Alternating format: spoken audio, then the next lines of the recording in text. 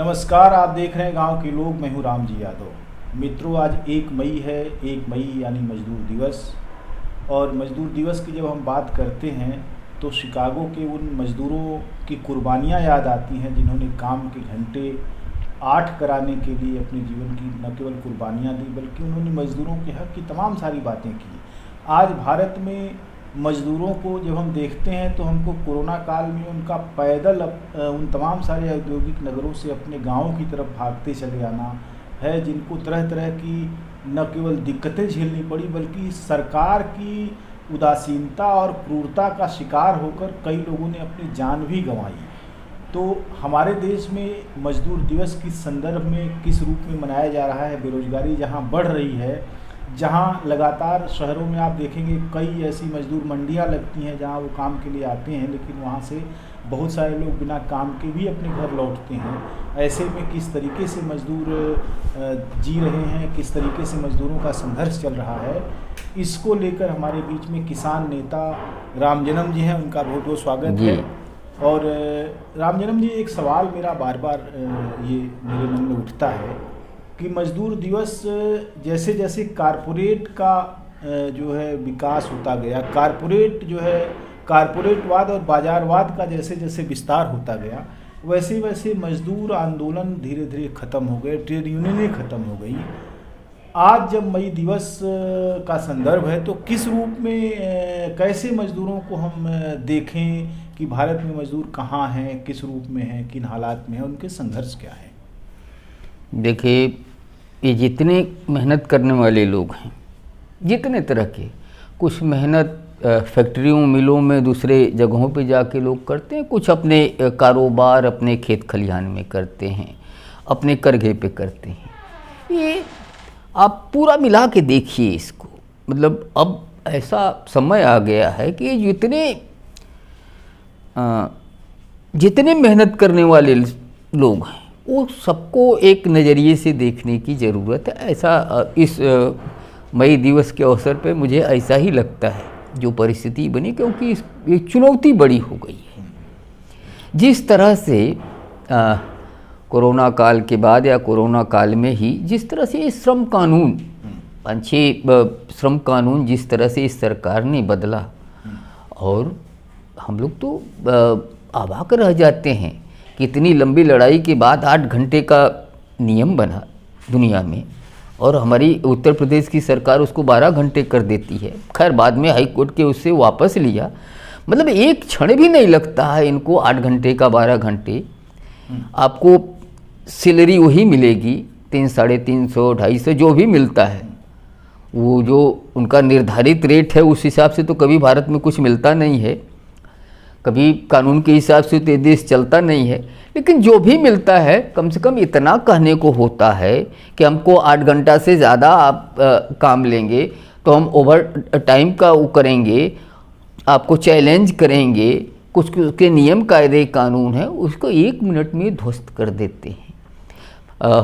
हम सुनते थे कि लोगों को गुलाम बना के, बंधक बना के काम लिया जाता था, मेहनत कराई जाती थी, लेकिन ये तो एक संवैधानिक दायरे में लोगों को गुलाम बंधक बना के काम लेने की एक साजिश है। जैसे ये लोकतांत्रिक देश है, लोकतांत्रिक देश है, जनता का राज, जनता के द्वारा जनता का राज। जब सरकारें चुन जाती हैं तो आपको लगता है कि जनता का राज है।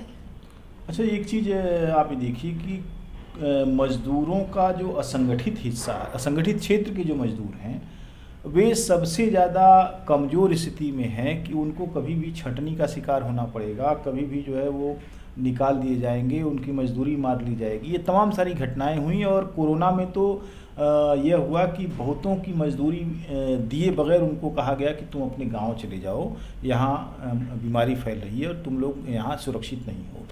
लेकिन साथ साथ ये कि कारपोरेट के बड़े हिस्से ने, जैसे नौकरियां उन्होंने ख़त्म की, उन्होंने छंटनी की, बड़े पैमाने पर छंटनी हुई, बहुत बड़े पैमाने पर। और मज़े की बात है, लोगों की तनख्वाहें आधी कर दी गई।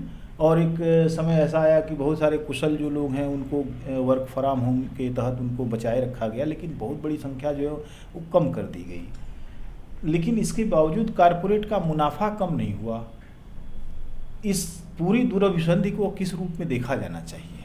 सरकार का जो पूरा रवैया है कारपोरेटों के संरक्षण का, लेकिन मजदूरों और कर्मचारियों के हकों के प्रति उनका जो रवैया है वो बहुत ही उदासीन है, उनके प्रति वो कोई जवाबदेही नहीं रखना चाहती। किस रूप में इसको देख रहे हैं आप?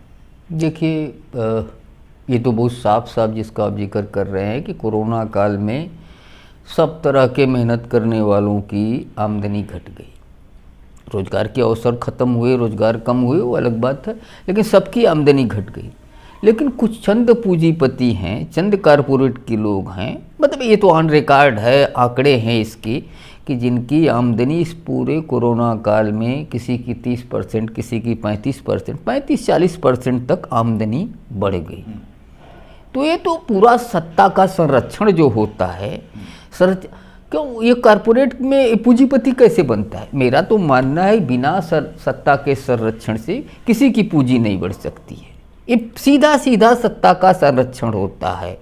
बैंकों में उनको संरक्षण तो, आर्थिक संरक्षण तो उनको देना चाहिए जो पिछड़े लोग हैं आर्थिक रूप से। इस देश का किसान पिछड़ा हुआ है, इस देश का मेहनत कश इंसान पिछड़ा हुआ है। हम तो उसके आर्थिक संरक्षण की बात कर रहे हैं, जो कपड़ा बनाता है, जो अनाज पैदा करता है, उसके आर्थिक संरक्षण की बात करते हैं। लेकिन सरकारें आर्थिक संरक्षण, सब तरह की चीज़ें इन चंद पूंजीपतियों के लिए, क्योंकि राजनीति, राम जी भाई, पूरी राजनीति चलाने का काम आज की तारीख में एक कारपोरेट के लोग कर रहे हैं। एक कारपोरेट जगत पूरी राजनीति को तय करता है कि किस, मतलब अभी तो पीछे आप देखिए, जब इस देश में मोदी आ रहे थे तो कारपोरेट तय कर रहा था, भाजपा के अंदर कारपोरेट तय कर रहा था कि आपका प्रधानमंत्री का प्रत्याशी कौन होगा, अडवाणी होंगे कि मोदी होंगे।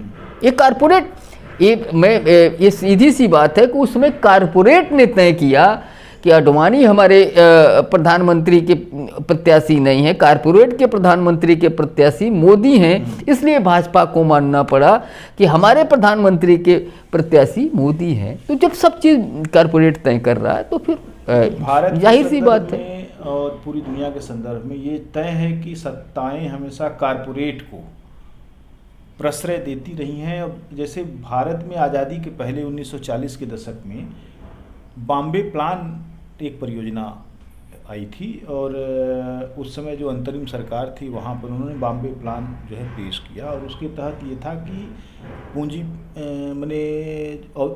उद्योगों के विकास के लिए ज़मीनें देना सरकार का काम है, वो ज़मीनें देगी हमको, और उसके साथ साथ बैंकों से कर्ज हमको मिलेगा, ब्याज फ्री कर्ज मिलेगा, और किसी भी तरीके का टैक्स भी नहीं देना पड़ेगा। एक तो ये चीज़ हो गई, और साथ साथ ये था कि मज़दूरों की जो वेतन है वो कंपनियां तय करेंगी, उसमें अपने मुनाफे और वेतन का जो, जैसे कार्ल मार्क्स कहते हैं कि मज़दूर अपना श्रम नहीं बेचता बल्कि अपनी श्रम शक्ति बेचता है। यानी दिन भर में वो जितना काम कर सकता है उतना काम के घंटे के तहत वो बेचता है उसको, उसका श्रम नहीं बिका हुआ है, श्रम की कोई कीमत नहीं, लेकिन श्रम शक्ति की कीमत उतनी मिलती है जितना श्रम करता है उसकी 1/4 या आधी मजदूरी उसको मिलती है। तो एक तरह से आप देखा जाए तो पूरा का पूरा सरकार का जो पूरा ढांचा है, वो चाहे कांग्रेस का समय रहा हो, चाहे संविध सरकारों का समय रहा हो, चाहे अभी जो मैंने बीजेपी की सरकार है उसका समय हो, वो पूरी तरह से कारपोरेट को निरंकुश छोड़े हुए हैं, लेकिन मजदूरों पर लाठियां बरसा रहे हैं। मजदूरों के प्रति कोई जवाबदेही कारपोरेट की न बनने पाए ये सरकार, ऐसा क्या सरकार एक तरफ वोट के लिए मजदूरों के बीच में आती है, किसानों के बीच में आती है, और जैसे ही वो सरकार बन जाती है वैसे सारा काम उधर करती है, पूंजीपतियों के लिए करती है, औद्योगिक घरानों के लिए करती, कारपोरेट के लिए करती है। इससे कैसे जो है लड़ने का क्या रास्ता बनता है? देखिए, जितनी भी लड़ाइयाँ हैं उसके लड़ने का जो तरीका है, जो ताकत है लोगों के पास है, समाजों के पास है, शक्ति तो उन्हीं के पास है। और ये समाज खड़ा क्यों, हम दूसरी बात कह रहे हैं उसको थोड़ा समझने की कोशिश करिए कि समाज खड़ा क्यों नहीं हो पाता है। ये जो आपका मीडिया है पूरा, आज की तारीख में पूरा मीडिया, किसी ज़माने में आधा अधूरा हुआ करता था, उसमें कुछ हिम्मती पत्रकार वगैरह, मतलब कुछ संपादक, कुछ अखबारों के मालिक भी हिम्मत दिखाते थे। अभी तो पूरा मीडिया कारपोरेट के कब्जे में आ गया है। उनका शेयर सबसे ज़्यादा उन कंपनियों में, जिन चैनल वाली कंपनियों में सबसे ज़्यादा अंबानी, अडानी, ऐसे लोगों का सबसे ज़्यादा। तो सारी चीज़ें तो वो तय कर रही हैं और उस तरह के नैरेटिव बनाने का काम उनकी जिम्मेदारी हो गई है, मीडिया की जिम्मेदारी है। ऐसे पत्रकार तैयार कर लिए हैं, ऐसे स्कूल पत्रकारिता के खोल के ऐसे पत्रकार तैयार कर लिए हैं जो पत्रकार स्वतंत्र रूप से इस चुनौती को स्वीकार करके सच को सच कहने की हिम्मत दिखा रहा, उसको कहीं ना कहीं वो ले जाकर के जेल के अंदर डाल रहे हैं, या उनको उनकी बात ही नहीं, उनके चैनल की बात ही नहीं लोगों तक पहुंचने दे रहे हैं। लगातार जब कोशिश हो रही है, ये खेल लंबा नहीं चल सकता है, लेकिन मेरा मानना है कि ये खेल बहुत लंबा नहीं चल सकता है। ये जितने आप मीडिया चैनल देख रहे हैं, मुझे लगता है 5-7 साल में एकदम अविश्वसनीय शुरू हो गया है इनका। क्या मजदूर आंदोलन को आगे बढ़ाने के लिए दाम बांधो काम दो वरना गद्दी छोड़ दो का नारा एक समकालीन और जरूरी नारा है? एकदम जरूरी नारा है, लेकिन हमारे लगाने से, आपके लगाने से नहीं। जिस दिन, हाँ, जिस दिन ये समाज लगाना शुरू कर दे, मैं वही खोज रहा हूँ कि ये समाज कैसे लगाने लगा कि दाम बांधो काम दो वरना गद्दी छोड़ दो। ये जिस दिन ये समाज लगाना शुरू कर देगा, उस दिन इन कारपोरेट की भी हालत खराब हो जाएगी, ऐसी राजनीति भी ध्वस्त हो जाएगी। तो दुनिया के मजदूरों एक हो और इस पूरी शोषण और कारी और क्रूर और दमनकारी व्यवस्था को ध्वस्त करो और एक सर्वहारा का अधिनायकत्व कायम करो। बहुत बहुत धन्यवाद राम जन्म जी। आप देख रहे थे अभी राम जन्म जी से बातचीत। आपने अगर चैनल को सब्सक्राइब नहीं किया है तो सब्सक्राइब करें ताकि हमारी बात आप तक पहुंचे, दूर दूर तक पहुंचे और लोगों